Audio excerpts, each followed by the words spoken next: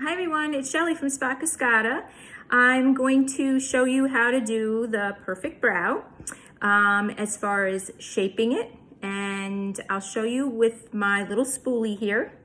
It actually is for your lashes, but I use it for brows and lashes. I do have two separate ones, but I do use these to help shape my brows as well.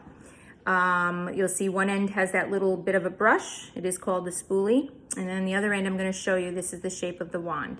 So as far as doing a perfect shaped brow, be very careful on what you're doing at home, because you don't want to over pluck, you don't want to over wax, or however you're doing it at home. So first of all, I always recommend brushing the brows upwards, like so. And with doing that, that's going to help you see where the hairs actually are, so you can even trim around the top of them, along the sides. That gives you a little bit more of a direction on where they're growing.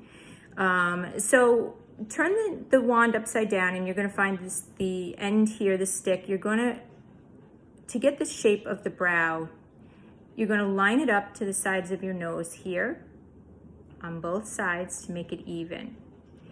If you're short in one section, it's okay, it does happen. Just fill that in with lightly with a pencil or your brow powder. That'll help fill in to make sure you're a little bit more even from side to side. Then you're going to take your little spoolie or your cotton tip, and you're going to go across on both sides of the eye this way. So, and that's going to show you the definition for your eye, for the corner of your eye, which we call the tail. Mine is a little short.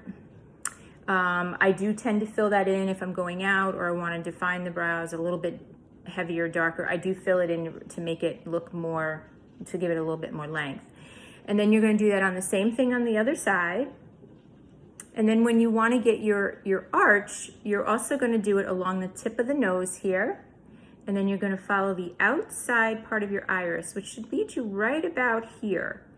You don't want to bring your arch up here this way, because then it's going to look too off, but you want to just tilt the stick a little bit to the side, and that'll give you your perfect arch there. And again, you can always trim across the top of your brows. Filling in is pretty easy. Fill in along the top line here, along the tail end, underneath just a little bit. Don't drag your pencils underneath too much, because then it just looks overdone and it'll start to look not natural. So there you have it. That's pretty much as far as shaping your brows. Any questions that you have or anything, you can always reach out to Cascada.com. We'd be happy to answer any questions that you have as far as shaping, or what's the best brow pencils or powders that are out there for you. And I hope everybody's staying well, and we look forward to seeing you soon. Take care.